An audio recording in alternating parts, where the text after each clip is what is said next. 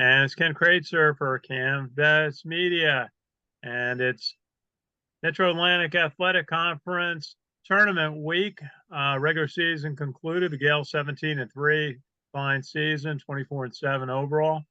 And but now it's down to 3 games in Atlantic City to determine if they are going to get a bid to the NCAAs. Now, to talk about that, we have Iona graduate, class of 80, member of the great Jim Valvano team, ESPN broadcaster, Iona Athletic Hall of Fame member, and that is Kevin Hamilton. Kevin, how are you tonight? Very good, Ken. Good to hear your voice again. Yeah, it was a good week covering Iona basketball. 2 games. First, the senior night game on Thursday against Marist, a game that Iona controlled throughout, 93-74, and a game that Iona just really dominated. It was nice to see the seniors recognized at the game, and certainly for Barrick Jean-Louis, it was a big day for him, and for James Carey.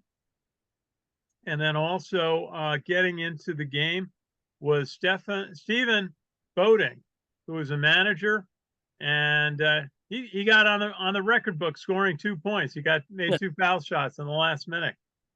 But a game that Nelly Jr. Joseph had 27 points, 11-16 shooting, 11 rebounds, and Dennis Jenkins, 8-17, 21 points. He had a good weekend. He had a strong game down at Ryder Saturday. And Walter Clayton, 18 points. Ashima had 11 points in the game. Derek Jean-Louis had 9. What did you think of Iona's win against Marist on senior night? So congratulations to all the seniors, first of all. It's very good to see them get a chance to shine and go out a winner. So that was very nice of Coach Pitino to ensure that they were recognized. Seniors don't tend to get enough love if they're not a starter or play a lot. But remember, those are the same guys that go to practice every day and do their job and support the team, whether they play or not. So that was really nice to see that happen. Relative to the game, other than Patrick Gardner from Marist, it was, pretty boring. Patrick is a very fine young man, someone I know a long time, and I've had the chance to see him progress. Was happy to see Coach Pitino talk so highly of him because he deserves it, coming from a Division II program to a Division I program and playing, stellar basketball. To Iona, it's a nice way to win on the home court and prepare for what would be a good contest down at Ryder. So overall, expected them to win, but happy how they won, and most excited that the fans got to send off the seniors the right way. Also, Parker Weiss recognized as giving Iona a good minutes almost every game this year. And I thought Nelly Jr. Joseph, 11-16 shooting, he looked very smooth. He has improved so much over his 3 years at Iona. His footwork was better. And Coach Pitino has been talking about that he wants Nelly to face the basket more when he gets down low. And that's evident. Why does that make a difference, Kevin? It gives him versatility. When you become so predictable, it's easy for coaches to game plan against you. Now, I say it's easy, but no one in the MAAC has been able to kind of figure that one out because he's averaged a double-double. So, for his own good, for personal growth, and for the potential to play at the next level, Coach Pitino's doing what he does best, which is improves players and gets them ready for professionals if they're ready. And it's something that, can you imagine if Nelly faces the basket, shoots mid-range shots, puts the ball on the floor? I mean, put that in with what he already does, averaging a double-double, and that makes him, a very potential pro. Yeah, no, it's good to see. You can see the development and maturity in his game. 39 points between the 2 guards, Dennis Jenkins and Walter Clay. They also had 39 points between the 2 of them down at Ryder on Saturday night. They are both quite a tandem. Coach Pitino's talking about them being as good as the best guard combinations he's had in his career. Well, he's had some very good ones, and many of them have continued their career.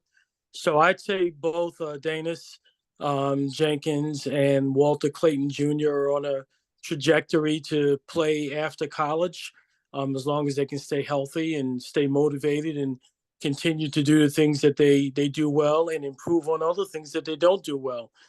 So it's really rewarding to see Iona have this level of backcourt. But you know what? Iona, in its history, has had very good backcourt players, so they fit into the tradition extremely well, as far as I'm concerned. That includes yourself. You're one of the Well, top yeah, backcourt players in Iona history. yeah, I appreciate that. Honestly. I think they do some things that I couldn't do, but I would say I was the best shooter out of all of them. Okay. Okay. Saturday night down at Ryder, packed gym, and Iona had 2-point lead at the half, and 46 all in the second half for a 2-point win. But it was one of those games Iona just found a way to stay ahead most of the way and keep control of the game. Although it was close, 22 points, I said, for Danis Jenkins, 4 3-point shots made. Walter Clayton, 17 points. Jean-Louis, Barrick Jean-Louis had 12, had some nice shots early, 4 or 5 shooting. And Ashima, 4 of 12 shooting, 2 threes for 10. Nelly Jr. Joseph, 10 points, quiet game for him, 6 rebounds. It seemed like Ashima was doing a lot. I mean, he's a very high energy player, and was getting had a couple of 3-point shots, 10 points, 10 rebounds.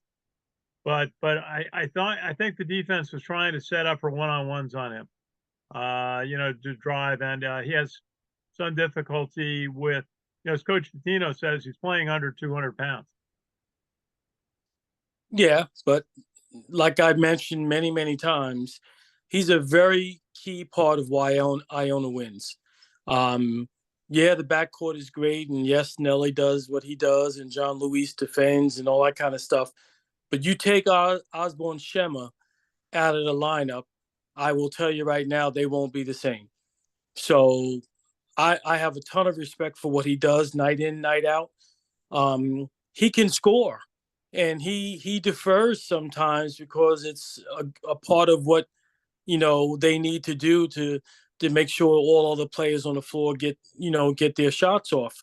But Oz can score, and what other teams are not figuring out but attempting to do is, the best way to play Iona is get one of the bigs out of the game, especially with their backup situation at the power forward and center. Coach not being overly thrilled with that. If you can get one of those guys out of the game, you give yourself a chance. So a lot of teams are going at Oz, and he's going to have to realize that he's important enough that he has to stay on the floor. It's one thing to protect Nelly from getting into foul trouble, but when you're as important as he is, it's another thing for him to get into foul trouble. So look for some adjustments to be made, but I just think he's playing lights out for Iona. No, you're absolutely right. He is. One thing you notice about Nelly Jr. Joseph is he's not getting in foul trouble like he was doing earlier in his career, where he would frequently pick up 2 fouls fairly early in the game, and Coach Pitino would have to sit him for a while. But that's not happening. He's matured on defense to know what he can do and what he can't do, and and that's part of just how his game is matured. Is that key? Do you notice that, how he's staying out of foul trouble? Well, I do. And early in the year, particularly when Iona lost a couple of games, is because he got into early foul trouble and had to sit on the bench quite for lengthy periods of time. I think what he's doing, and I know I've heard Coach Pitino yell this to him a number of times, is stay on your feet, stay down. So he's not jumping for every ball fake like he was doing earlier in the year. So that alone gives him an opportunity to at least get 2 less fouls than he normally gets per game. He used an easy mark, or used to be an easy mark, to get up in the air, get up and under him, because once you're in the air, there's nothing you can do but come down and land. So kudos to him. Really good coaching. I'm certain that all the assistant coaches have worked with him on this in practice, but it's very important for him to stay out of foul trouble. Yeah, Coach Patino has been talking about his lack of depth, and that, when you look at it, he put Sunday Silas in for a bit to give Nelly a breather, and Silas was 3 for 3, had 6 points, and Anton Brookshire was in, got 3. Iben Io Sudoku had 0, as did Jefferson. So really, Iona's going, 6, maybe 7 deep for significant minutes, and hopefully everybody can stay healthy. He's gonna, have to determine how he can, keep his regulars in the lineup, because he doesn't really have anybody that is the same level. In fact, he said against Marissa, when he took the regulars out for breaks, Marissa started catching up. So, yeah, I think it's a tough scenario, because these guys the starters have played a lot of minutes. And although it's just 3 games or 2 games, based on, I think they have to win 3 to get there, I think. yeah, it's just 3. Wednesday, Friday, Saturday. So, if you go into a tough game in the first game, one that you should win easy, then that's not going to help. And then, semifinals and finals, if they can get there, guys are going to have to suck it up, and they'll get some rest prior to the tournament. That's the way I look at it. And then I think coach he's going to have to play some other guys. I think there are a couple teams that match up well against Iona. And if other teams are playing better than they've played in the second round of playing against Iona this season, it's going to force them to have to play some other guys. Certainly the guards, thank goodness for Brookshire coming off the bench, doing some good things, because, Clayton and Jenkins can get some level of a rest. But for them to win, they're going to have to be on the floor pretty much the whole game. Absolutely. And just looking, Iona will play on Wednesday, and that will be at 7 o'clock. And they're going to play the winner of the first game in the men's tournament, and that is Mount St. Mary's versus Canisius. And Mount St. Mary seems like a team, and the coach there well. I do. That is ambitious. I was listening to their broadcaster talk about the history of St. Mary's basketball going back 105 years, I think it is, and the pride they have in that program. That they're going to come in and give if they give Canisius, and then they win, give Iona all they can handle. Well, look at their last 3 games alone. I mean, they were beating Iona most of that game until Iona recovered and figured it out. They beat Ryder, and they were beating up on Siena pretty bad. So those are the 3 of the 4 top teams in the conference that Mount either beat or had to, you had to go to damn near overtime to beat them. So I don't think they're coming into any contest saying, well, we don't have a chance to win. I think they have a lot of confidence, and it's a great thing to have nothing to lose, to go in and play very loose. And if Iona's shots aren't falling, or if they get into foul trouble, or God forbid if somebody gets hurt, anything can happen. But let's hope that the Gales can prevail no matter who they play. Well, they're playing with confidence, and winning 11 straight is not easy to do. I mean, they were struggling in mid-January after that bad night up at Siena and the home loss to Ryder, and earlier the loss at Quinnipiac. They weren't as solid as they are now. What's made a difference in their game since then? Obviously, Walter Clayton was injured part of January, missed several games. Was that enough to throw it off, or was there something else that happened that really got Iona back on target? You know, I think what's made the difference is you can tell coach and his staff really focus these guys not so much on the streak, but game by game, winning one at a time, holding the home court. And frankly, I keep saying this: winning the games they're supposed to win. 11-game winning streak. It's fantastic, but they should do that. They're good enough, and having this type of schedule that was home court friendly. So I'm happy that they did it because I thought that's something that they should do. But certainly you could tell coach really had them zoned in, scouted the other teams very well, took away what other teams like to do very well, and really with dynamic guards and with really good play on the inside and inside and out from the bigs. Those are really nice accomplishments to win those games in a row. Absolutely. And then going down to Ryder, I mean, they essentially had lost to Ryder 2 games in a row. The quarterfinal game last year, which was a devastating loss for Iona, and then the loss in New Rochelle in January. To come back and win on Ryder's court in front of a big noisy crowd had to improve Iona's confidence going into the tournament, knowing they could very well play Ryder in the semis or the finals. Yeah. So the way I would put it is that I don't think they cared much about what happened last year. They certainly cared about what happened this year, losing on their home court, and they wanted to go in shorthanded, with an injury riddled team, and show that they are the king of the mountain for a reason. They won the conference for a reason, and it didn't matter where they were going to play them that last game. They were going to come to play and leave there victorious, which is what they did. Okay.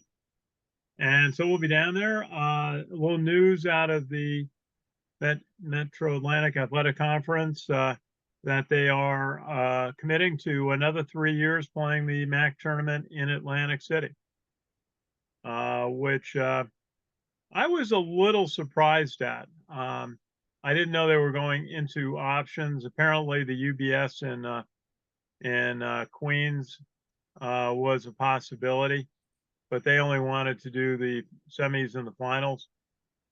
Coach Pitino didn't seem to be really enamored with Atlantic City from some of his comments, but that's what they're going to take in with is back to Atlantic City the next 3 years. What did you think of that decision? Yeah, without being in all the meetings and all the discussions and knowing what each president of each university's contribution to that discussion is, I can't really say. I do think it's a strange place based on what the location of all these schools that are part of the MAAC. I would have loved the UBS arena because I'm less than 2 miles from there, so that would have been nice to walk there. But you know what?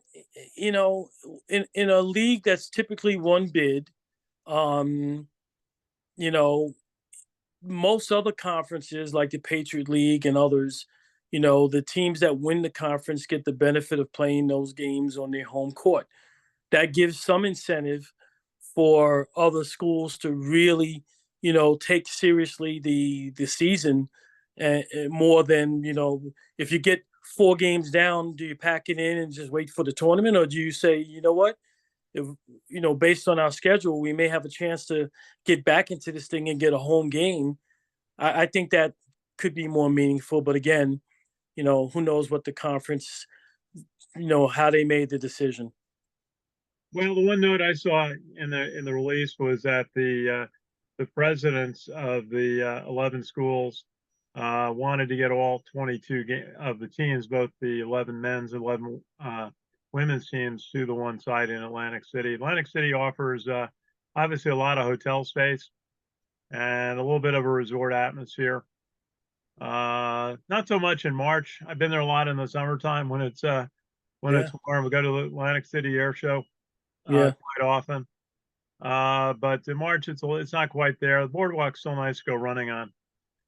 What's noticeable to me is not having an arena in Westchester County.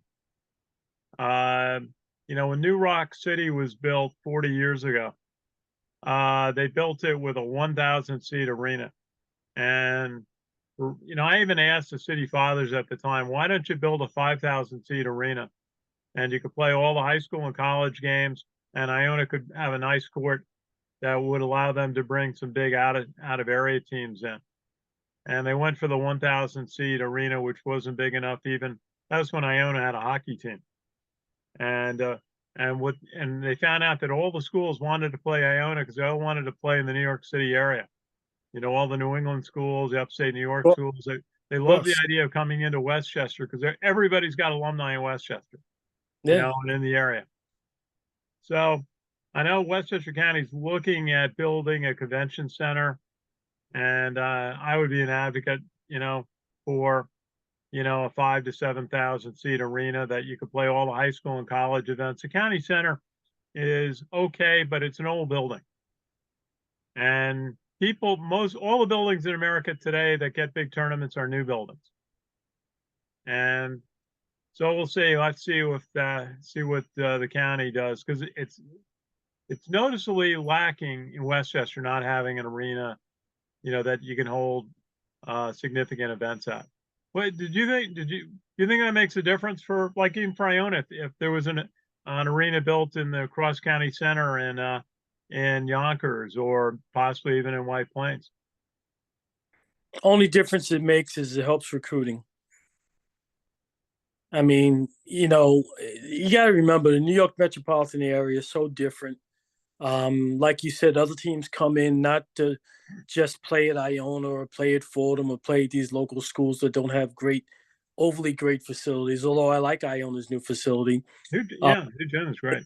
Be able to come in so they can recruit from the Catholic League in New York and from Mount Vernon, New Rochelle, White Plains, Yonkers, Stepanak, all those things. That's why they come in. But it doesn't matter. Listen, basketball is basketball. And like Coach Pitino alluded to, half jokingly, once they win the national championship, then they can, figure out what they're going to do from there. Yeah, well, I'm kind of being a Providence College alumnus, I saw the model of when Dave Gavitt worked for the city to get the Providence. It was in the Providence Civic Center, about a 10,000 seat arena built in about 1974, 75. And what a difference it made for not just the program, but for the city and the wealth of events that were brought in. Well, I hated that place. It was my last college basketball game, the Dunkin' Donuts Center against Georgetown, losing by 1 point. So, yes, it was great for the Providence area and all those local schools. And by the way, they brought the NCAA tournament there, which was really, really good for Providence College. Oh, yeah. But yes, I don't hate the place, but it was definitely more attractive, and it did well for the city and income to the new mall and all that kind of stuff that they did up there in Providence. So I agree with you. Yeah, Providence had some smart people. Rhode Island School of Design helped with the design of building a whole new downtown, moved the rivers, built a new waterfront, Yeah. built the mall, built the new train station, a whole bunch of new buildings in that area. It's a very attractive place. But it was that 10,000 seat arena that Dave Gavitt got the city fathers to build for his team, allowed them to bring some games in. I had some great nights watching them beat Louisville and Michigan and North Carolina, actually, after the blizzard of '78. I really can date myself. Yeah. Wow. Okay. But anyway, we are very happy with the Heinz Center. It's a beautiful new, the way it's been reconfigured, and the fans have been coming out, the students have been coming out, had some great attendance this year, and it's been a lot of fun. So what's who do you think is going to get to the finals of the MAAC tournament? Yeah, I don't see why Iona can't at very least get to the finals. I would think they'll handle, the winner of St. Mary's and Canisius, and then they'll run into the winner of that game versus Siena, I believe it is.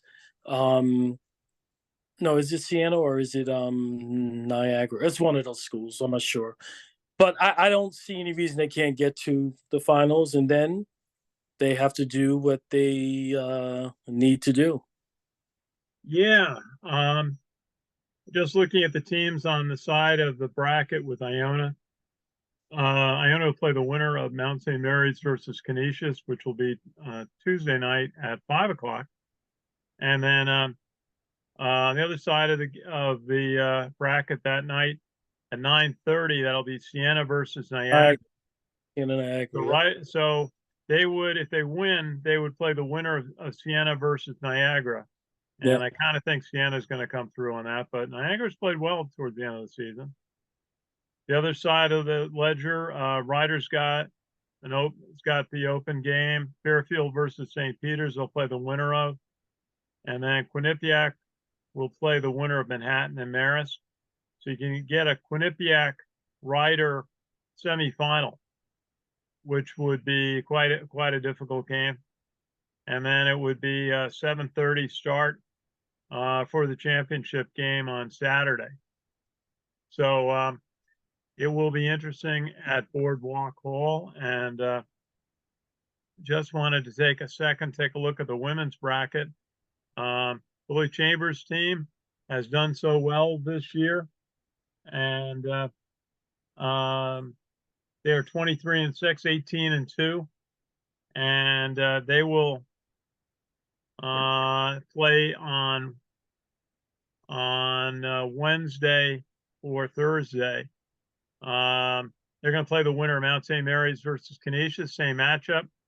And in the same half of the bracket are Siena and Fairfield. In fact, I guess Iona's women's game would be Wednesday at 1 o'clock. Yes. And the second game in that bracket, Siena and Fairfield, would be Thursday at 3:30. And they would play on Friday at 11 a.m.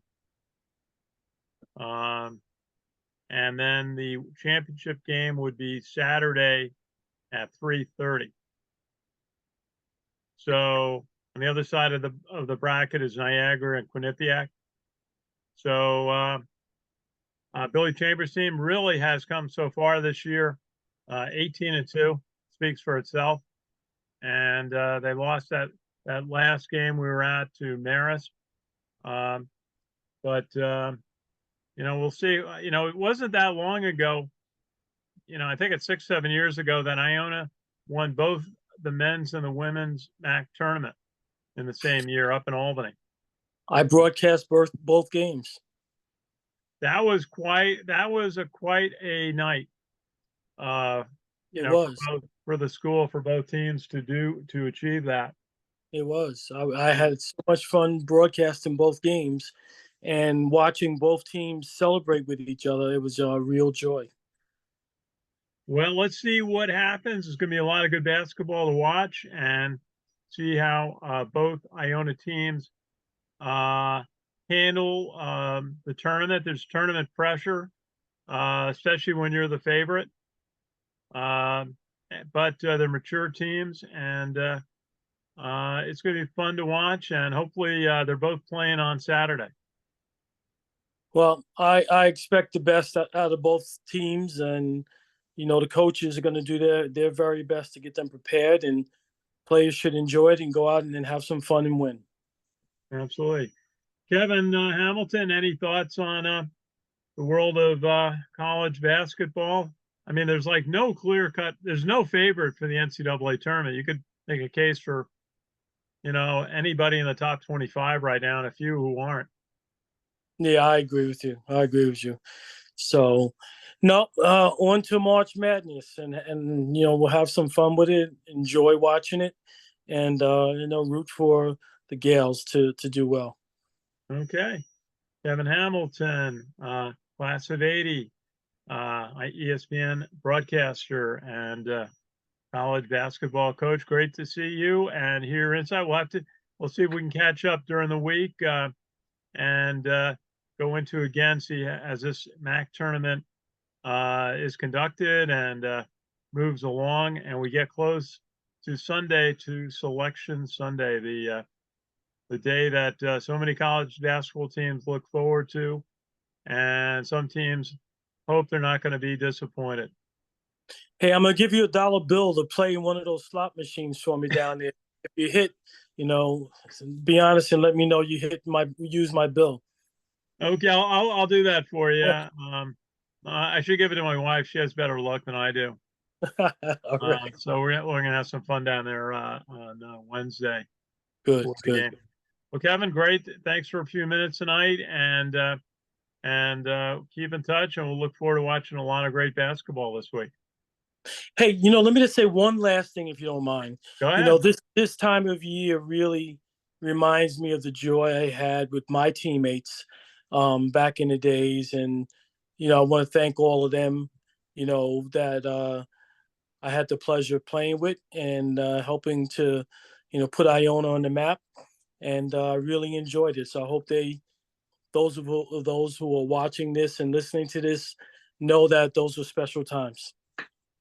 And the foundation that your team and the success it had, the way it did put Iona on the map. You look around the Iona campus. I was there twice last week, not just for the game, but for an event at the Heinz School of Entrepreneurship and Innovation, and the beautiful new Bob LaPenta Business School building, and all the other nice appointments that at Iona, the new School of Health Sciences.